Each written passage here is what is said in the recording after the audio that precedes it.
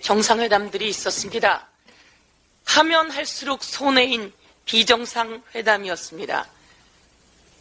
우리 최고위원회에서 말씀하신 것처럼 미국에는 평화를 팔아넘겼고, 미국에는 평화를 담보 잡혔고, 그리고 일본에는 역사를 팔아넘긴 하면 할수록 손해인 비정상회담이었습니다.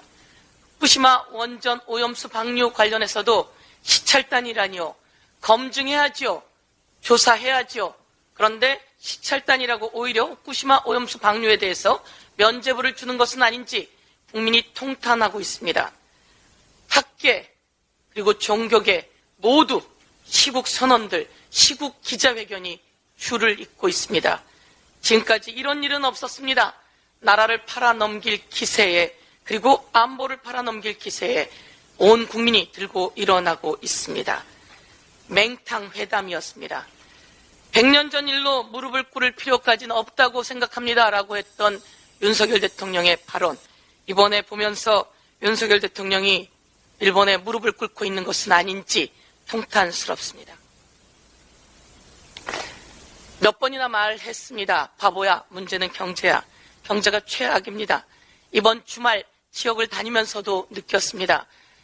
설마 이렇게 골목까지 경제 어려움이 오고 있을까? 설마 했습니다. 그런데 사람들은 이야기합니다. 여기까지 왔습니다. 온 지 꽤 되었습니다. 대통령이 경제를 책임지지 않고 무역 적자가 심하고 경상수지 적자가 심하다 보니 우리가 아주 어렵습니다. 너무나 힘듭니다. 외식 물가가 29개월째 숨 쉴 틈 없이 오르고 있습니다. 연속해서 오르고 있습니다. 지금은 가정의 달입니다. 아이들과 외식도 해야 되고 부모님 모시고 외식도 해야 되는데 외식 물가가 엄청나게 가파르게 올랐습니다. 살기가 너무나 힘든 지경입니다. 햄버거는 약 30% 올랐고 피자도 김밥도 갈비탕도 모두 다 20% 훌쩍 넘는 인상률입니다. 국민의 간식 떡볶이까지 이렇게 외식 물가가 20%에서 30%까지 올랐습니다. 누가 책임져야 하는 겁니까? 이렇게 경제가 어려운 것은 누구 때문입니까? 먹거리 물가가 이렇게 가파르게 오르고 있는데 서민 가게는 너무나 힘든데 대통령은 아무 생각이 없고 대기업 부자 감세 그리고 서민 경제 규제만 혈안이 되어 있다, 이렇게 말씀드리겠습니다. 이렇게 경제가 어렵고 부자 감세한 대가를 서민 증세로 가져오려고 하고 있습니다. 이 서민 증세에 대한 걱정이 있었는데 이 정부가 서민 증세를 하려고 하는 것 같아 오늘 낱낱이 고발하도록 하겠습니다. 이것이 기재부가 내놓은 2023년도 조세 지출 기본 계획입니다. 2023년도 기재부의 조세 지출 기본 계획을 보면 그 안에 그동안 있었던 조세 특례가 있습니다. 그동안 어려운 사람들에게 특례를 주고 약간의 세금 면제를 줬던 것들을 줄줄이 재검토하자, 이러는 상황입니다.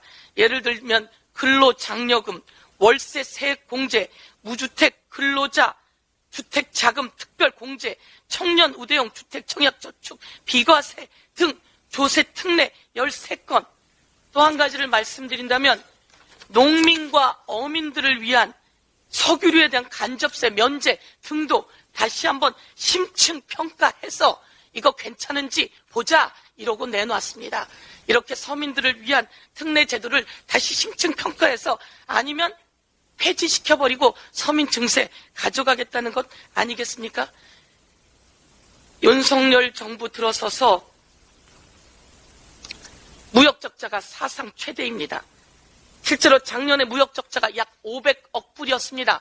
작년에 무역 적자가 약 500억 불이었는데 IMF 때도 206억 불이었습니다. 그런데 작년에 무역 적자가 약 500억 불 났고 더 걱정인 것은 지금 4월까지밖에 안 됐는데 벌써 무역 적자가 250억 불 가고 있다는 얘기입니다. 당연히 대기업 세금을 깎아줬으니 감세, 세수가 부족할 상황입니다. 2월까지 세수 부족이 15조였다고 말씀드렸습니다. 그런데 3월까지 세수 부족이 24조에 이르렀습니다.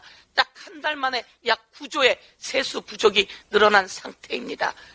세수 부족도 예측하지 못했는지 아니면 예측하고 이 상태를 만들었는지 윤석열 정부에게 다시 한번 경고합니다. 바보야, 문제는 경제야. 국민의 경제 살리는데 앞장서라고 경고하겠습니다. 이상입니다.